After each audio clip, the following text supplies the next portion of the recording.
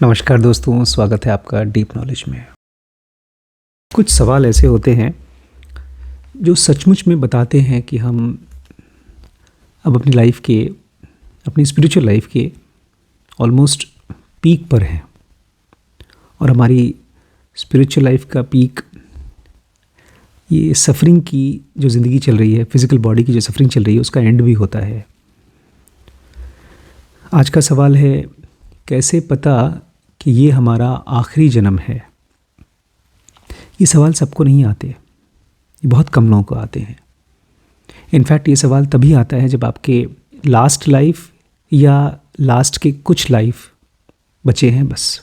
मुझे याद है भगवान बुद्ध के पिछले कुछ जन्म, जब वो एनलाइटेंड होने वाले थे, उसके पहले के कुछ जन्म में वो एक कॉमन मैन थे, एक शादीशुदा इंसान। और उन्होंने एक एनलाइटेंड मास्टर को देखा और जाकर के पूछा उनसे, यही सवाल पूछा कि मैं कब एनलाइटेंड हो जाऊंगा, मैं कब इस दुनिया से, इस मिजरी से खाली हो जाऊंगा। तो वो इंसान जो एनलाइटेंड मास्टर था, उन्होंने इनको देखा और मुस्कुराया। उन्होंने बताया 4 जन्म और, बस 4 जन्म। बुद्ध ने भी बहुत से लोगों को ये चीज़ बताई है कि तुम्हारे कितने जन्म के बाद तुम एनलाइटेंड होगे। ये नंबर ऑफ़ लाइफ्स इम्पॉर्टेंट नहीं है कि कितने जन्म, 1 या 2 या 4 या 10। असल में ऐसा नहीं है कि ये बताइए स्पेसिफिकली कि मैं इस जन्म में एनलाइटेंड होऊंगा या नहीं होऊंगा, या आखिरी जन्म है कि नहीं।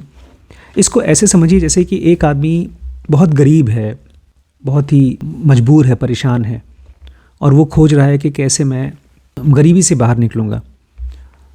तो वो पढ़ाई करना शुरू करता है, फिर उसको एक छोटी नौकरी मिलती है, फिर उससे बेहतर नौकरी मिलती है। जैसे मेरे पिताजी को, उन्होंने बहुत ही गरीबी में ज़िंदगी जी है। बताते हैं एक बार कि खाना जब वो खाते थे, मतलब सुबह सुबह जब पढ़ाई कर रहे थे, वो डिप्लोमा कर रहे थे, तो तेल बहुत महंगा होता था उनके लिए। तो मुश्किल से 3-4 बूंद तेल में वो सब्ज़ी बनाते थे और साइकिल से जाते थे अपने कॉलेज। और तो साइकिल अगर पंचर हो गया तो उसको ठीक कराने का भी उनके पास पैसा नहीं हुआ करता था। जो भी स्कॉलरशिप मिलती थी वो सब घर में अपनी माँ को दे दिया करते थे।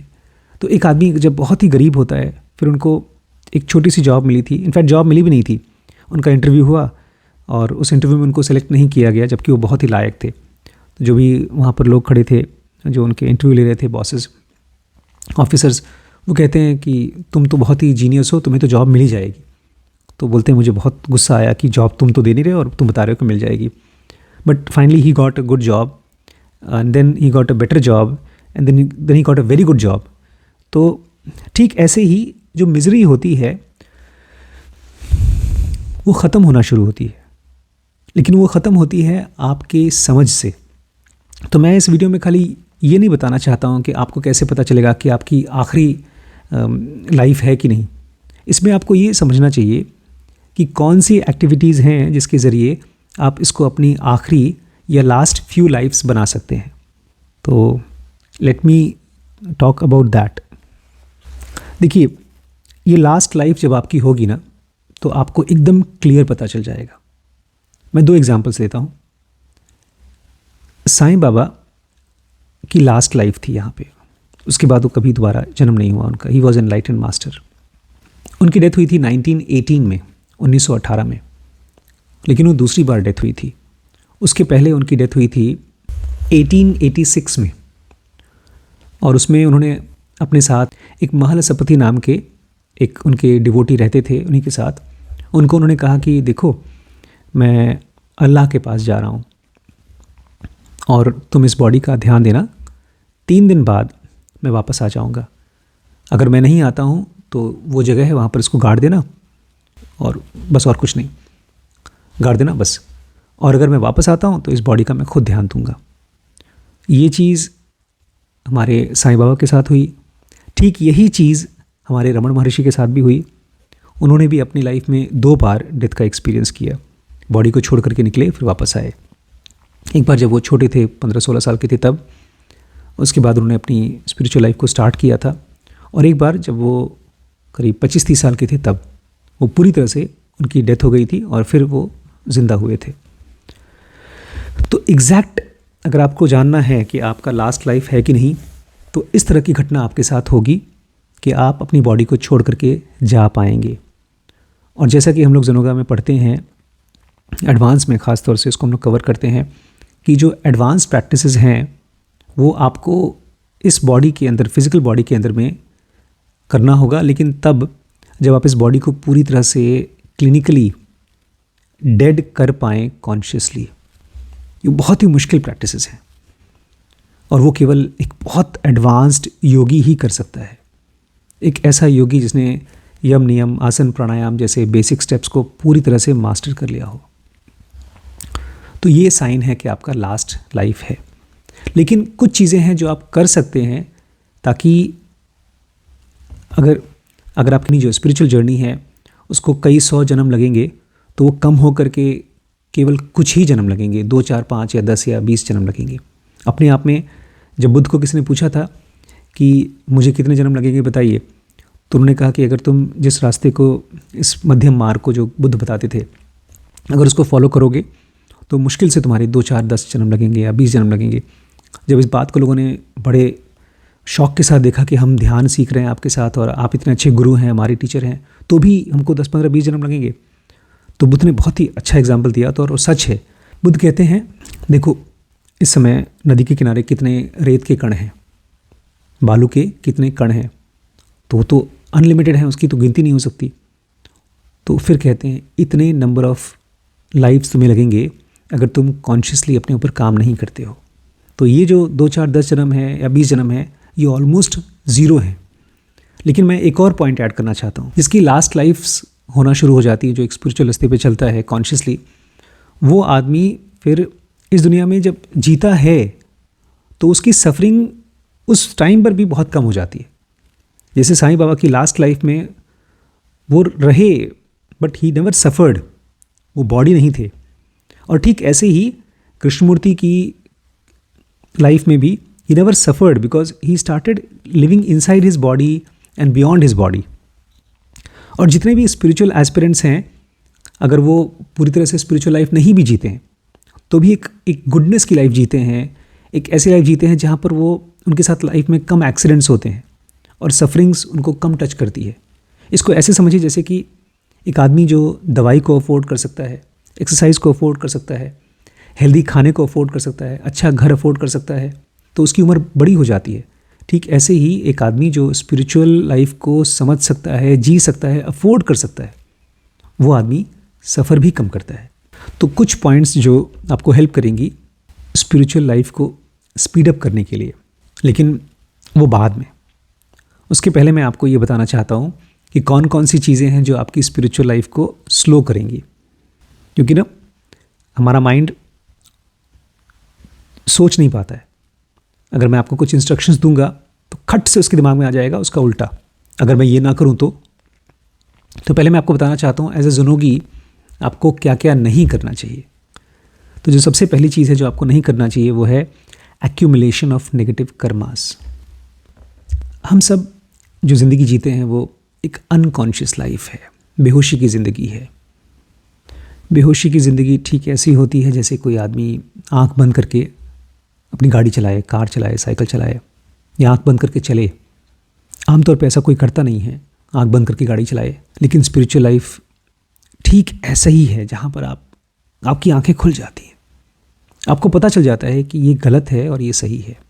और वो गलत सही इसलिए नहीं आप बोलते हैं गलत सही कि लोग गलत कह रहे हैं। अगर आपने वो गलत काम किया तो आपको सज़ा मिलेगी, जेल होगी या सोसाइटी आपको डिस्कार्ड करेगी, आपकी बेइज्जती होगी ना। आप वो इसलिए करते हो क्योंकि वो गलत है। लेकिन जो लोग भी इस चीज़ को नहीं जानते वो बेचारे अनकॉन्शियसली नेगेटिव कर्मास इकट्ठा करते हैं। और कर्म ऐसा नहीं होता कि आपने किसी के साथ अच्छा किया तो आपके साथ अच्छा होगा, बुरा किया तो बुरा होगा। इस तरह से दुनिया नहीं काम करती। जो रियल कर्मास होते हैं, जिसको आप नेगेटिव कर्मास बोलते हैं, वो है एक्यूमुलेशन ऑफ रॉन्ग हैबिट्स। जब आपको गलत चीज़ें सही लगती हैं, आज की जनरेशन, हमारे टाइम पर ऐसा नहीं था जब हम कॉलेज में थे या जब हम जॉब कर रहे थे। अभी लखीमपुर में ऐसा कल्चर नहीं आया है, थैंक गॉड कि ऐसा कल्चर नहीं आया। मैं चाहता हूँ यहाँ पर कि ऐसा स्पिरिचुअल सेंटर बने कि ऐसा कल्चर यहाँ आए ही ना। इंडिया से कल्चर ख़त्म हो जाए, शराब पीने का कल्चर। वो बता रहा था कि जो वाटर कूलर होता है, इसमें पानी भरते हैं और पीते हैं, उसमें बच्चे शराब डाल डाल के पीते हैं। तो वो शराब से होगा क्या? वो शराब पी के जाएगा, गाड़ी चलाएगा तो एक्सीडेंट होगा, और वो शराब जब अपनी बॉडी में डालेगा तो उसकी एडिक्शन होगी। उसके मुंह से ऐसे शब्द निकलेंगे कि उसकी रिलेशनशिप ख़त्म करेंगे, और बेचारा बेहोश आदमी क्या पढ़ेगा, क्या सीखेगा, क्या स्पिरिचुअल लाइफ जिएगा। तो धीरे धीरे उसकी बेहोशी इकट्ठी होती जाती है और वो ढेर सारे नेगेटिव कर्मास इकट्ठे करता है। दूसरा जो चीज़ है जो आपको नहीं बढ़ने देगा आगे, वो है अटैचमेंट टू मटेरियल डिज़ायर्स। ये बड़ा इनोसेंट मानते हैं, बचपन से ही बच्चों को कहते हैं कि पढ़ोगे तो अच्छी ज़िंदगी जियोगे। अच्छी ज़िंदगी मतलब तुम्हारे पास अच्छा घर होगा, पैसे होंगे, गाड़ी होगा, ढेर सारे रिसोर्सेज होंगे। हम उस बच्चे को अनकॉन्शियसली मटेरियल डिज़ायर्स में धक्का मार रहे हैं। और क्यों मार रहे हैं? क्योंकि हम भी उसी चीज़ से ग्रसित हैं, बीमार हैं। ये बॉडी बनी है मटेरियल की, और जब हम मटेरियल को इकट्ठा करते हैं तो इस बॉडी से फ्री नहीं और ज़्यादा बंधते हैं। देखिए, इच्छाएं गलत नहीं हैं, लेकिन गलत इच्छाएं गलत हैं। अब एक आदमी बीमार है तो उसको दवाई चाहिए, तो ठीक है। भूख लगी है तो खाना चाहिए, वो भी ठीक है। उसको कभी कभी स्वादिष्ट खाना खाने का मन करता है तो वो भी ठीक है। इच्छाएं इनोसेंट हैं, लेकिन इच्छाएं धीरे धीरे कंपाउंड होती जाती हैं, मल्टीप्लाई होती जाती हैं, और जो चीज़ को पहले आप एंजॉय करते थे वो बाद में फिर उतना मज़ा देता नहीं है। गरीबी से दूर होना है, लेकिन पैसे को अपने दिमाग में इस तरह से नहीं घुसने देना है कि वो आपको मटीरियलिस्ट बना दे। Even to enjoy money, to enjoy resources, आपको थोड़ा सा साधु बनना है। इनफैक्ट जितने भी लोग हैं जो ढेर सारा पैसा कमा पाते हैं और वो अंदर से एक तपस्वी नहीं होते, एक ज़िनोगी नहीं होते हैं, तो धीरे धीरे वो सब ख़त्म हो जाता है, क्योंकि रॉन्ग हैबिट्स एक राइट लाइफ नहीं दे सकती हैं। लेकिन साथ ही साथ मैं आपसे बार बार कहता हूँ कि गरीब की ज़िंदगी नहीं जीना है।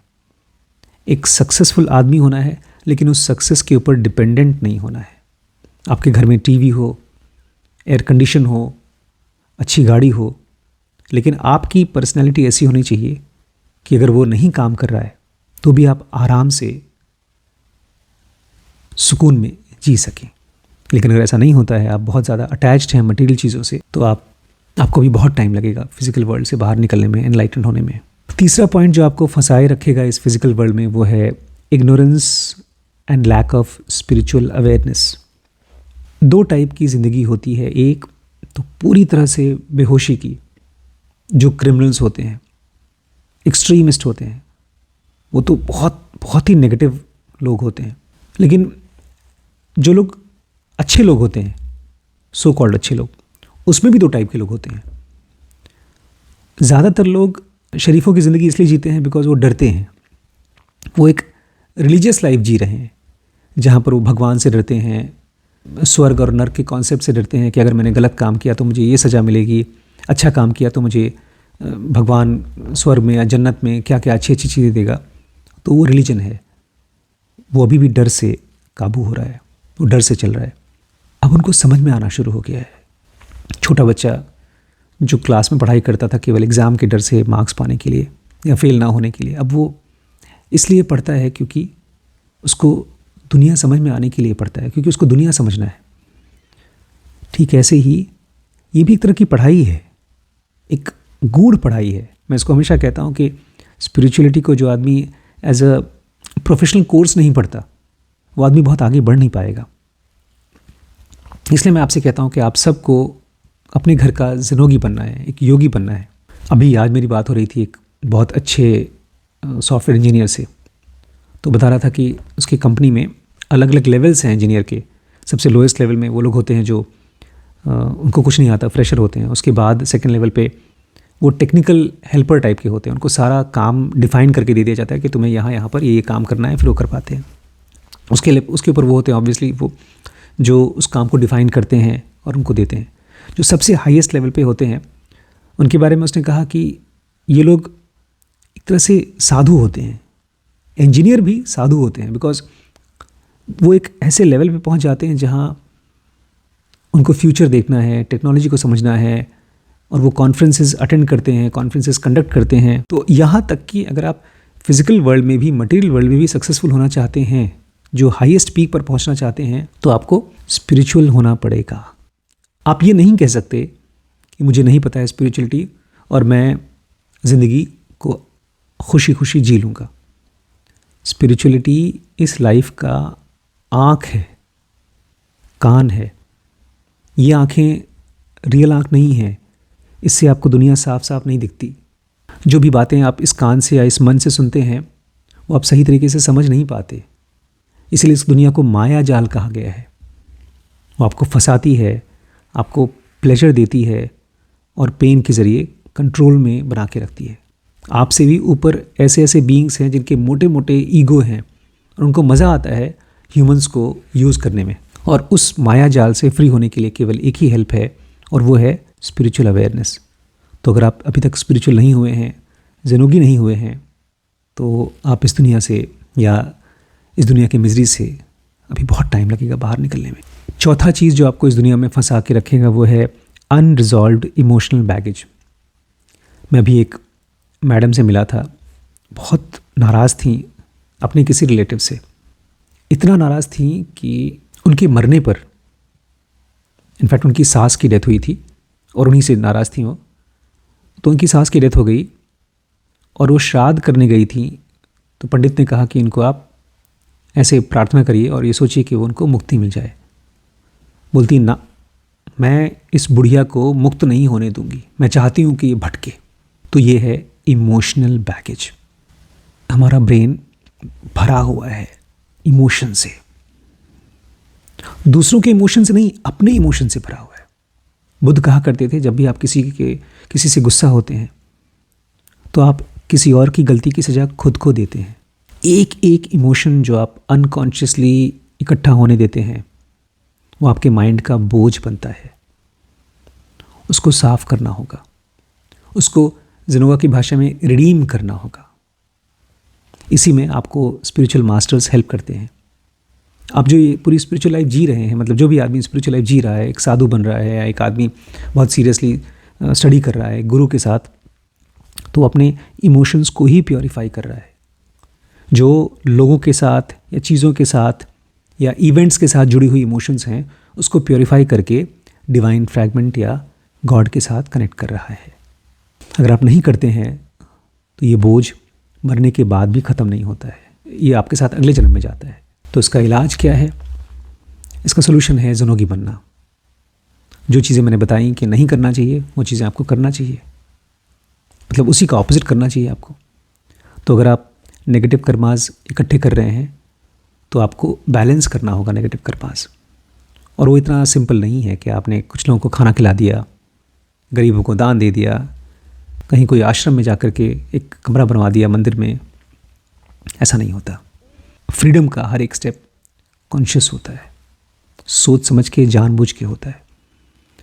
मैंने कहानियाँ सुनी है बचपन में कि एक आदमी अनकॉन्शियसली भगवान शंकर जी के मूर्ति पे बेलपत्र फेंक रहा था अनकॉन्शियसली, तो भगवान ने उसको दर्शन दे दिया। निहायत झूठी बात है। अगर कोई अनजाने में कोई अच्छा काम कर देता है तो वो अच्छा काम नहीं है। आपको अपने कर्मास को बैलेंस करना होगा, मतलब आपके ब्रेन में निकलने वाले थॉट्स को अगर वो गलत रास्ते पे जा रहे हैं तो उसको सही रास्ते पे ले जाना होगा। इनफैक्ट इसके लिए तो हम लोग एक नई सीरीज़ चालू कर दी है, हाउ टू थिंक स्ट्रेट। बहुत ही सिंपल और बहुत ही पावरफुल सीरीज़ है, आप ज़रूर देखिएगा dkbrains.com पे। और इसी चीज़ को अगर आप बहुत डेप्थ में जाकर स्टडी करना चाहते हैं, 1 to 1 आप मेरे साथ पर्सनली कनेक्ट करके सीखना चाहते हैं तो आप इस नंबर पे कनेक्ट कर सकते हैं। तो उसमें मैं आपको डिटेल में हेल्प करूँगा कैसे आप एक एक कर्मा को डिज़ोल्व कर सकते हैं, but you need to do it consciously. दूसरी चीज़ मैंने आपसे बात की थी कि मटेरियल डिज़ायर्स के प्रति आप बहुत अटैच्ड हैं तो उसको कम करिए। खरीदिए लेकिन इसका यूज़ कम करिए। अगर आपको कोई बहुत स्वादिष्ट खाना लगता है कि अच्छा खाना है तो उसको ठूस करके पेट भर के मत खाइए, उसको थोड़ा सा छोड़िए। चीज़ों को ना छोड़ना सीखिए, क्योंकि डिज़ायर्स एडिक्टिव होते हैं। जितना आप उनको फुलफ़िल करते हैं उतना ही आप उसको और ज़्यादा क्रेव करते जाएंगे। तो ये कैसे करते हैं, स्टेप बाय स्टेप क्या होता है, ये मैंने आपको ज़ेनोगा एडवांस में बहुत अच्छे से बताया है, समझाया है। धीरे धीरे अपनी लाइफ में स्पिरिचुअलिटी को लेकर आइए। As a way of life, खाली कैजुअल क्यूरियोसिटी नहीं होनी चाहिए। अपने आखिरी दम तक you have to be a yogi, तभी जाकर के डेथ के टाइम पर आप सामना कर पाएंगे। जो भी डेथ के गॉड्स होते हैं उनको सामना कर पाएंगे, आंखों में आंखें डाल के देख पाएंगे। और जैसे नचिकेता ने यमराज को से बातचीत की और वो फ्री हुआ, ऐसे ही आप भी हो पाएंगे। हम हिंदुओं में कहा जाता है 4 चीज़ें करनी होती हैं, धर्म, अर्थ, काम, मोक्ष। इसमें से एक को भी मत छोड़िए। धर्म क्या है पूछिए, समझिए। डिज़ायर्स को त्यागिए मत, डिज़ायर्स के साथ में एक्सपेरिमेंट करिए, तभी आप उससे फ्री हो सकते हैं। मनी, जैसे शरीर के लिए खून होता है, अगर खून कम हो जाता है तो हम सर्वाइव नहीं करते। अनीमिया हो जाता है, चक्कर आते हैं, मर सकता है आदमी। अगर प्रेगनेंसी के दौरान अनीमिया है तो usually it's a sign, it's a very dangerous thing for the mother. तो पैसा भी एक तरह से आपकी लाइफ का ब्लड है। इनफ चाहिए, एम्पल चाहिए। उसके साथ आपको कॉन्शियस होना पड़ेगा, उसके साथ आपको एक्सपेरिमेंट करना पड़ेगा, सीखना पड़ेगा। अभी कोई मुझसे पूछ रहा था कि आप फाइनेंशियली फ्री हैं कि नहीं, तो मैंने उसको कहा बिल्कुल हूँ। तो बोलते हैं इसके पीछे वजह क्या है, तो मैंने उनको बताया कि WBX को मैंने पढ़ना शुरू किया। I am the first student of my own WBX, और अभी भी मैं रोज़ पढ़ता हूँ, रोज़ सीखता हूँ। मैं अभी तक कोई जीनियस नहीं हो गया हूँ, मैं कोई मल्टी बिलियनर नहीं हो गया हूँ, मैं अभी तक सीख रहा हूँ। आप भी सीखिए। और लास्टली मोक्ष क्या है, एग्जैक्ट मतलब क्या है, उसमें जाएंगे तो कैसा फील होगा। मोक्ष का कॉन्सेप्ट बहुत ही अलग है, जैसा आप सोचते हैं वैसा नहीं है। अपने रिफ्लेक्सिव माइंड से चीज़ों को अज्यूम मत कर लीजिए, चीज़ों को सही डेफिनेशन समझिए, तभी आप वहाँ पहुँच पाएंगे। अपने इमोशंस को रिजॉल्व करिए। एक ही इमोशन आपके पास होना चाहिए, कंटेंटेड, चीज़ों के प्रति एक सुकून का एटीट्यूड, एक सरेंडर की भावना, थैंकफुल की भावना। और ये सब चीज़ें तभी पॉसिबल हो पाएंगी जब आपकी लाइफ में एक गाइड हो, एक मास्टर हो, एक टीचर हो। मैं तो खोज रहा हूँ अपने 1000 ज़ुनोगीज़। अगर आप मेरे ज़ुनोगी हैं तो मैं आपका वेट कर रहा हूँ। ठीक है, आज के लिए इतना ही।